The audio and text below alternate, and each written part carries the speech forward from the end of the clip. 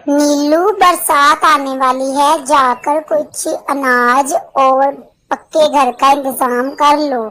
हमारे पास तो पक्का घर नहीं है, हम कहाँ जाएंगे।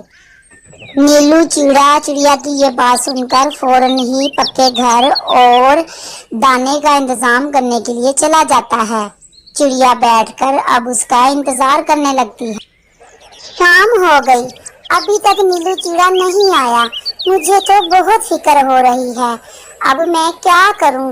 रात हो गई है, अब क्या करूं? कैसे उसको मैं ढूंढूं? कहां से पता करूं? पास ही बैठी नीली चिड़िया बोलती है कि रानो, तुम परेशान ना हो, वो आ जाएगा। लगता है कहीं दूर निकल गया होगा।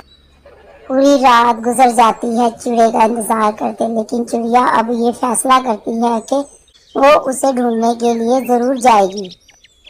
लगता है मुझे जंगल में जाना पड़ेगा। मैं ही जाकर ढूंढती हूँ। मुझे बहुत फिक्र हो रही, कहीं कुछ उसके साथ हो ना गया हो जो वो अभी तक घर नहीं आया। सुबह हो गई, अभी मैं निकलती हूँ उसके लिए। कहीं ना कहीं जरूर वो फंस गया है। मैं चलती हूँ। ऐसा कहकर रानो चिड़िया जंगल की तरफ चल पड़ती है। रास्ते में उसको ढूंढती जाती है और वो बहुत परेशान होती है। ढूंढते ढूंढते वो दूसरे जंगल में चली जाती है। आगे जाती है तो वो देखती है कि वाकई ही उस नीलू चिड़ा एक दरख्त के नीचे पड़ा होता है। ओ मेरे खुदाया, तुम यहाँ पड़े हो। अल्लाह, तुम्हें ये क्या हो गया? ये कैसे हो गया? तुम मुझे जल्दी से इस दरख्त के नीचे से निकालो। मैं पूरी रात से इस दरख्त के नीचे फंसा हुआ हूँ। ठीक है, मैं भी निकालती हूँ। रानो चिड़िया चिड़े की मदद करती है और उसको दरख्त के नीचे से निकाल लेती है और उसको पट्टी करवा कर घर ले आती है। तुम्हें तो बहुत चोट आ गई है, ये कैसे हुआ? मैं पक्का घर बनाने के लिए लकड़ियां ढूंढ रहा था कि मैंने उस दरख्त को छेड़ा। वो दरख्त मेरे ऊपर ही गिर गया और पूरी रात मैं उस दरख्त के नीचे फंसा रहा। आवाजें देता रहा, कोई भी नहीं आया। जंगल में तो कोई परिंदा ही नहीं था मेरी मदद के लिए। नीलू भैया, बहुत अफसोस हुआ। हम तो दोनों बहुत परेशान थी। हम इसलिए परेशान थी कि पता नहीं तुम्हारे साथ क्या हो गया जो तुम अभी तक घर नहीं आए। शुक्र है कि तुम मिल गए। जख्म तुम्हारा तो ठीक हो ही जाएगा, लेकिन जिंदगी तो बच गई तुम्हारी। हाँ बहन, अल्लाह का शुक्र है। आराम करो, तुम कहीं नहीं जाओगे। मैं खुद ही जंगल जाकर लकड़ियां इकट्ठियां करूंगी और घर बना लूंगी। तुम परेशान मत हो। ऐसा कहकर रानो चिड़िया जंगल की तरफ लकड़ियां ढूंढने के लिए निकल जाती है। काफी देर घूमने के बाद रानो को एक लकड़ी का टाल नजर आता है, जो कि एक पठान बाबा का होता है, जो पेशावर से आया होता है। बाबा, मुझे पता चला है कि तुम्हारे पास बहुत मजबूत लकड़ियां होती हैं। मैंने अपने लिए घर बनाना है, जो कि बरसात में मेरे लिए मजबूत घर बन जाए। आप मुझे लकड़ियां दे दो, मैं अपना घर बनाऊंगी जाकर। आगे ही नीलू चिड़े को चोट लग गई है। वो लकड़ियां ढूंढने के लिए जंगल में आया था, तो उसे कहीं से लकड़ियां नहीं मिली। मुझे आपका पता चला कि आप बहुत अच्छी लकड़ियां बेचते हो। मुझे कुछ लकड़ियां दे दो, मैं अपना घर बना लूं। ऐसा कहकर वहां से रानो चिड़िया लकड़ियां लेकर झरने के पास आ जाती है और झरने के ऊपर एक खूबसूरत घर बनाती है। शुक्र है, बहुत प्यारी जगह है। पास ही झरना है और दरख्त भी। यहाँ पर घर बहुत मजबूत बनेगा और ये लकड़ी भी बहुत मजबूत थी। अब मैंने घर तो बना लिया।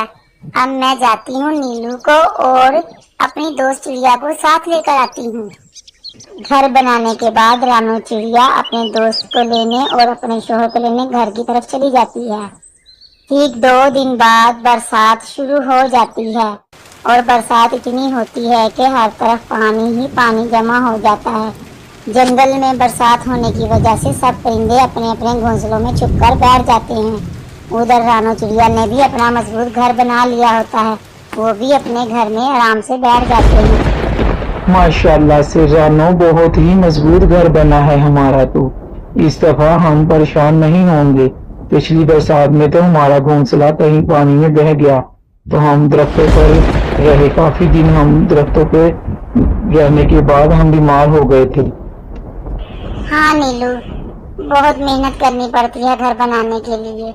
میں نے لکڑیاں بہت مضبوط لگائی ہیں، انشاءاللہ اب اس دفعہ کچھ بھی نہیں ہوگا، ہمارا گھر کافی مضبوط بن گیا ہے۔ نیلی چڑیا بھی ان کے ساتھ رہنا شروع کر دیتی ہے کیونکہ اس کے پاس بھی مضبوط گھر نہیں ہوتا۔ رانو چڑیا اس کو اپنے ساتھ ہی اپنے گھونسلے میں لے آتی ہے۔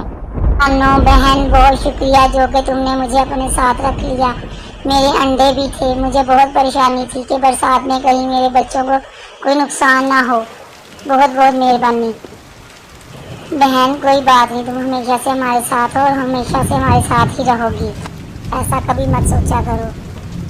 رانو چڑیا نے گھر مضبوط بنانے کے بعد راشن بھی بہت سا جمع کر لیا تھا۔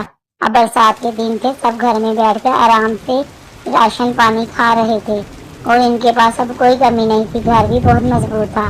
اس کہانی کا مطلب ہے کہ محنت کرنے سے انسان کامیاب ہو جاتا ہے۔ اگر چڑیا محنت نہ کرتی تو وہ آج کسی پانی میں بہہ جاتے اور دریا میں چلے جاتے اور ڈوب جاتے۔